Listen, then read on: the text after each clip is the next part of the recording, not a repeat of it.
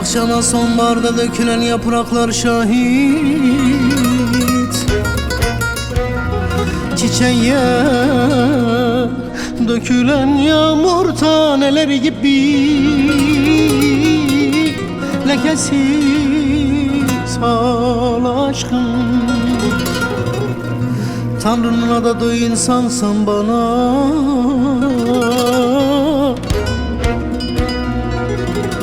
sana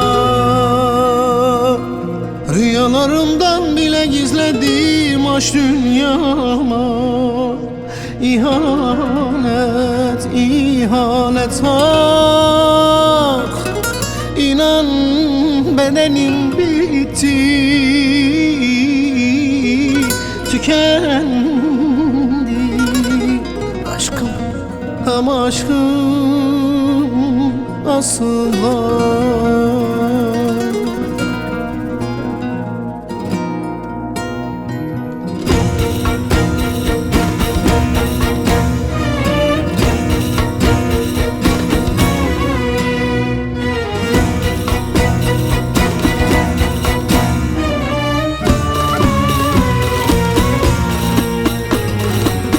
Yanaklar adadım, dilekler yazdım sana.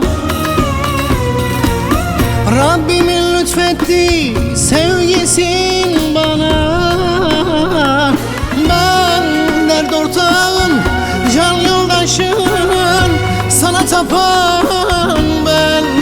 Ay ay ay, ihanet, ihanet ah. İnan bedenim bitti, tükendi aşkım, ama aşkım asla.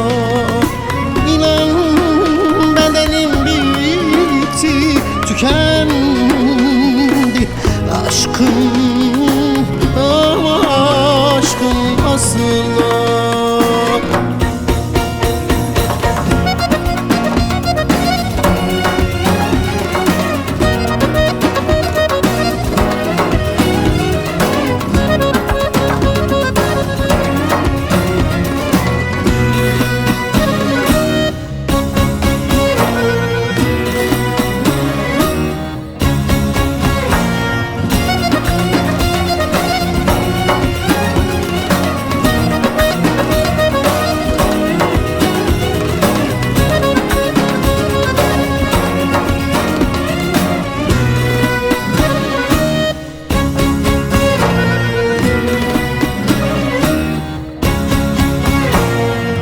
Çareler aradım, çaresi yok bu sevdanın.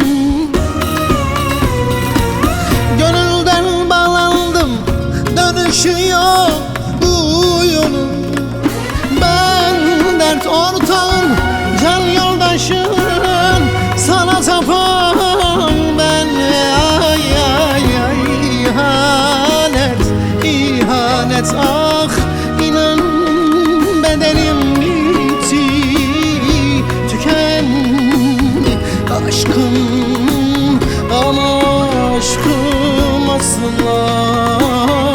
İnan bedenim bitti, tükendi aşkım, ama aşkım asla.